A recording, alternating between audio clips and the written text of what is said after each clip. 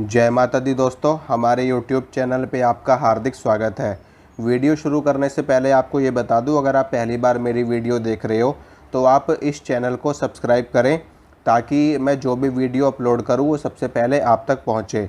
Subscribe button के साथ में बेल आइकन भी है, इससे आपको तुरंत नोटिफिकेशन मिलती है अगर आप बेल आइकन को भी प्रेस करते हो। और आज की वीडियो में मैं आपको ये बताऊँगा कि सपने में सवारी दिखना, इसका क्या अर्थ होता है, इसका क्या मतलब होता है।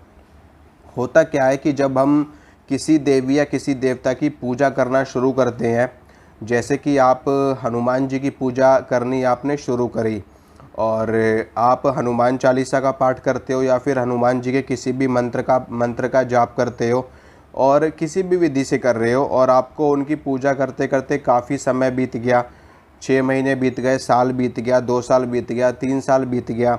इस तरीके से आप उनकी पूजा लगातार करते जा रहे हो, लेकिन आपको कभी कोई संकेत नहीं मिला, कभी कोई लक्षण नहीं दिखाई दिए, बस खाली आपको थोड़ी बहुत अपनी बॉडी में सेंसेशन फील होती है।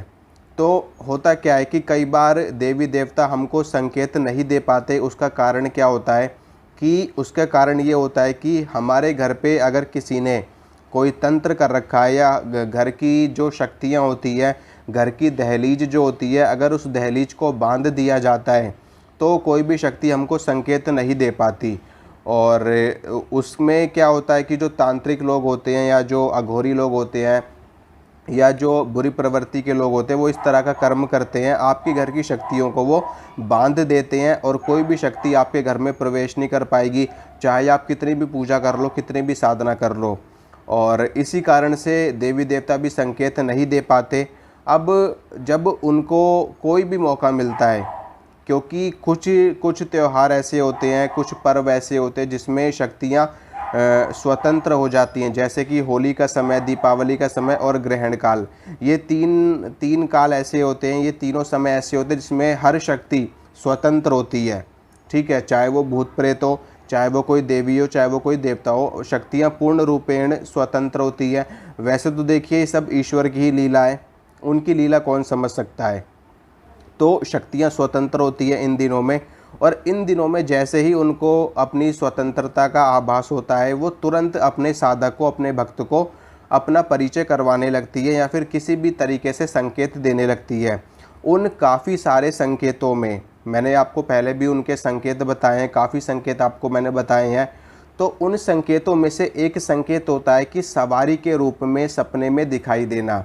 अगर आपको सपने में सवारी के रूप में कोई भी चीज़, मतलब आपको ऐसा दिख रहा है कि सपने में आपके ऊपर सवारी आ रही है या फिर आपके घर के किसी भी व्यक्ति के ऊपर सवारी आ रही है, तो इसका संकेत ये होता है कि आपके ऊपर या आपके परिवार के ऊपर देवी देवताओं की कृपाएँ, ख़ास तौर पे उस शक्ति की कृपाएँ जिनकी आप पूजा कर रहे हो, जिनकी आप साधना कर रहे हो, जिनका आप मंत्र का जाप कर रहे हो।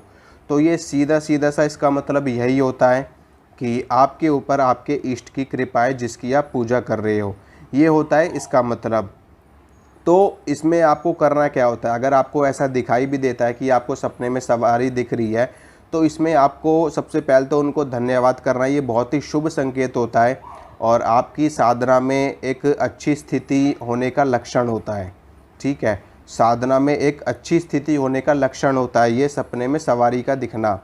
और इसमें आपको करना क्या है कि अपने इष्ट देव को धन्यवाद करना है और धन्यवाद करने के बाद उनको प्रसाद ज़रूर चढ़ाना है। जब आप उनको प्रसाद चढ़ा दोगे तो उनको भी प्रसन्नता होगी, उनको भी खुशी मिलेगी कि मेरा भक्त मेरे दिए संकेत को समझ गया है और वो आपसे फिर और भी ज़्यादा कम्युनिकेट करने की कोशिश करेंगे। देखो होता क्या है कि जब कोई व्यक्ति आपके पास बैठा हुआ है और आप किसी काम में बहुत ज़्यादा व्यस्त हो, वो व्यक्ति आपको बार बार पिंच कर रहा है, बार बार आपको टच कर रहा है, बार बार आपको बुला रहा है और आप उसकी बात का कोई रिएक्शन नहीं दे रहे, आप रिएक्ट नहीं कर रहे बिल्कुल भी उसकी बात का या फिर उसके इशारों का या फिर उसकी पिंच करने पे आप उसको कोई रिएक्शन नहीं दे रहे, तो वो व्यक्ति को थोड़ी देर के बाद अपने आप शांत बैठ जाएगा, चुप बैठ जाएगा, बिल्कुल बिल्कुल चुप बैठ जाएगा। फिर वो आपको एक बार भी ना बोलेगा, ना आपसे बात करेगा। ठीक है, आपसे मुंह बना लेगा, आपको ना पिंच करेगा, ना आपको बुलाएगा। लेकिन अगर आप उसकी बातों को रिएक्ट करोगे, उसके अगर वो आपको बुला रहा है, आप उससे बात करोगे, तो वो और भी ज़्यादा आपके साथ घुलेगा मिलेगा, और भी ज़्यादा आपके साथ बात करेगा, और भी ज़्यादा आपको टच करेगा, और भी ज़्यादा आपसे कम्युनिकेट करेगा।